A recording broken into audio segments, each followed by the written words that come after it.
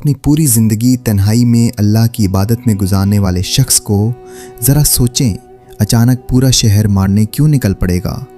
یہ کہانی ہے بنی اسرائیل کے عابد جریج کی، جس پر ایک عورت نے ایسا سنگین الزام لگایا کہ غصے میں لوگوں نے اس کی عبادت گاہ تک ڈھا دی۔ موت سامنے کھڑی تھی کہ اچانک اس کی بے گناہی ثابت کرنے کے لیے ایک نوزائیدہ بچہ بول پڑا۔ لیکن اتنے نیک انسان پر یہ ہولناک آزمائش آئی کیوں؟ آخر ایک بوڑھی ماں کی بددعا نے اس کی زندگی میں کیسا طوفان برپا کیا؟ آج صحیح بخاری کی روشنی میں ہم جانیں گے کہ بظاہر نیکی سمجھ کر کیا گیا ایک فیصلہ کیسے انسان کی تقدیر بدل کر رکھ دیتا ہے۔ یہ اس دور کی بات ہے جب بنی اسرائیل میں نیکی اور بدی کی جنگ عروج پر تھی۔ جریج کوئی عام انسان نہیں تھا، وہ ایک انتہائی خوبرو، وجیحہ اور خدا ترس نوجوان تھا۔ اس نے اپنی جوانی، جو انسان کو دنیا کی ہر رنگینی کی طرف کھینچتی ہے، اسے اپنے رب کے قدموں میں نچھاور کر دیا تھا۔ اس نے شہر کی گہما گہمی، بازاروں کی رونقوں اور دنیاوی خواہشات سے خود کو مکمل طور پر کاٹ لیا تھا، اور شہر سے دور ایک ویرانے میں مٹی اور گارے سے اپنا ایک اونچا عبادت خانہ تعمیر کر لیا تھا۔ دن کا اجالا ہو یا رات کی تاریکی، اس عبادت خانے سے صرف ایک ہی آواز آتی تھی، اور وہ تھی اللہ کی حمد و ثنا کی۔ ایک دن کا ذکر ہے، سورج غروب ہونے کے قریب تھا، ہوائیں خاموش تھیں۔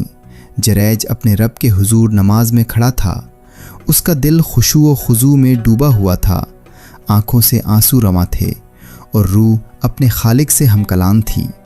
اچانک اس خاموشی کو چیرتی ہوئی ایک کانپتی ہوئی کمزور آواز اس کے عبادت خانے کے نیچے سے گونجی، اے جریج! یہ کوئی عام پکار نہیں تھی، یہ اس کی ضعیف بوڑھی ماں کی آواز تھی۔ وہ ماں جس نے اس نوجوان کو اپنے خون سے پالا تھا، جو اپنے بیٹے کی ایک جھلک دیکھنے، اس کی آواز سننے کے لیے میلوں کا دشوار گزار سفر طے کر کے لاٹھی کے سہارے وہاں پہنچی تھی۔ اس کے قدموں میں دھول تھی، چہرے پر جھریاں تھیں، لیکن آنکھوں میں اپنے جگر کے ٹکڑے کو دیکھنے کی ایک شدید طلب تھی۔ اب ذرا اس لمحے کی کشمکش کا تصور کیجیے۔ ایک طرف زمین پر کھڑی ایک بوڑھی ماں اپنے بیٹے کو پکار رہی ہے، اور دوسری طرف بیٹا کائنات کے رب کے سامنے سجدے میں ہے۔ جریج کے اعصاب تن گئے، اس کا دماغ دو حصوں میں بٹ گیا۔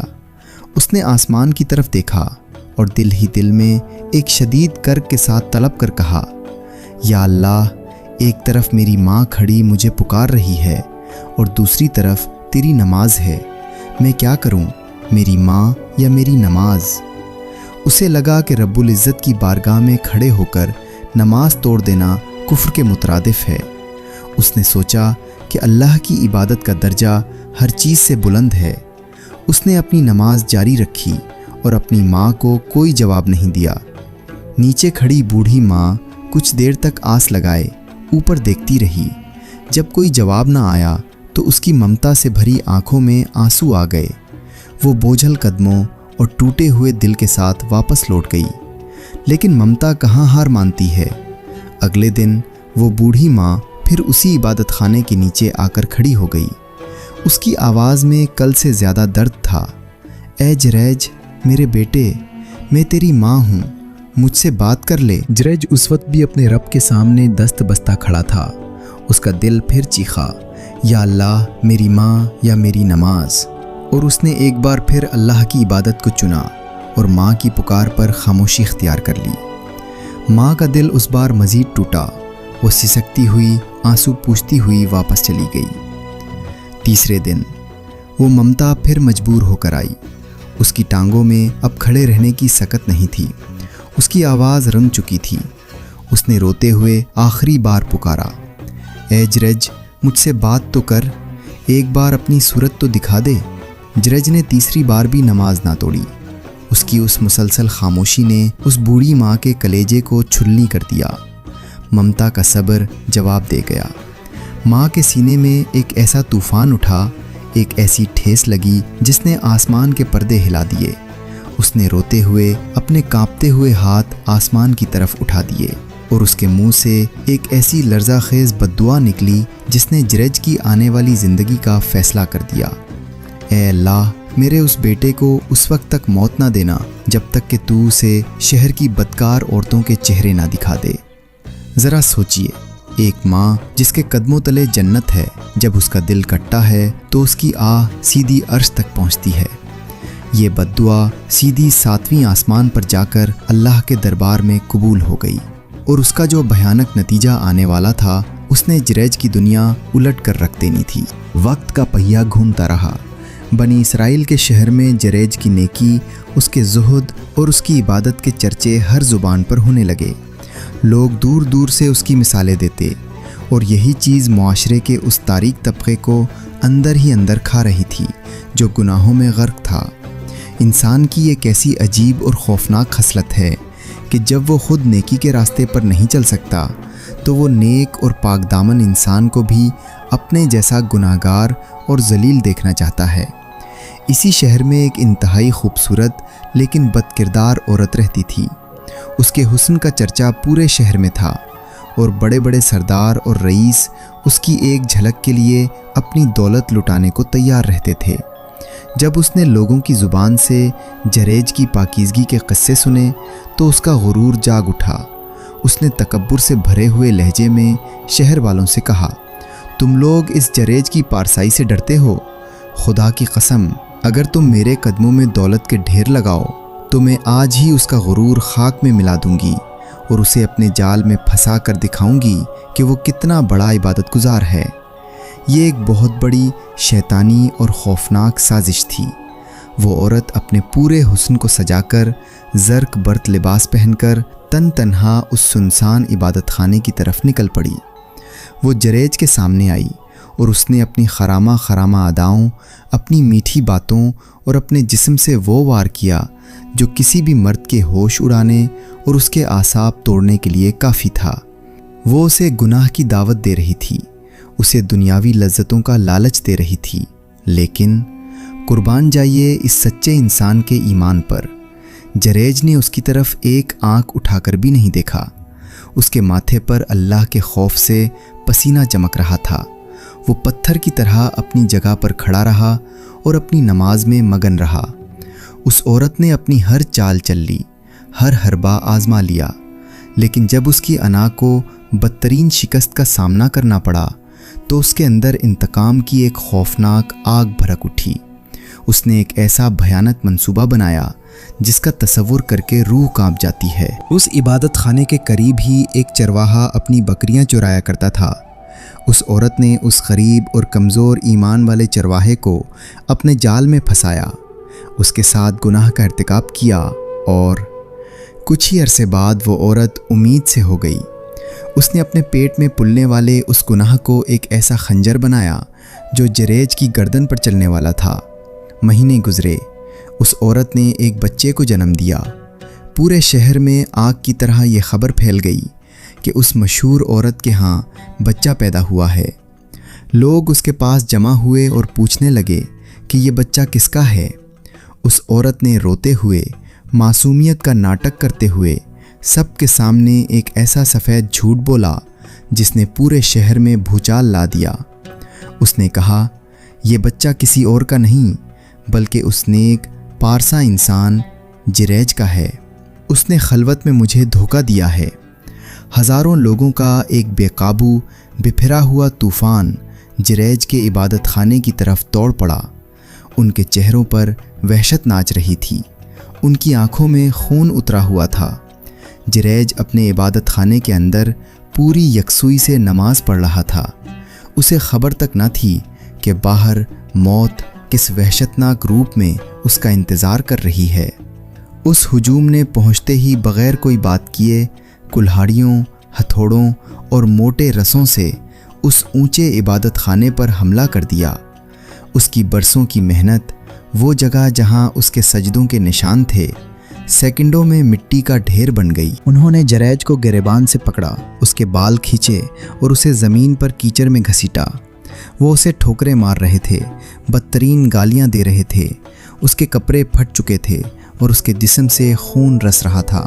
اور اسی بپھرے ہوئے ہجوم کے عین درمیان شہر کی وہ بدکار عورتیں اور طوائفیں کھڑی اس پر طنز کر رہی تھیں اور کہکہے لگا رہی تھیں۔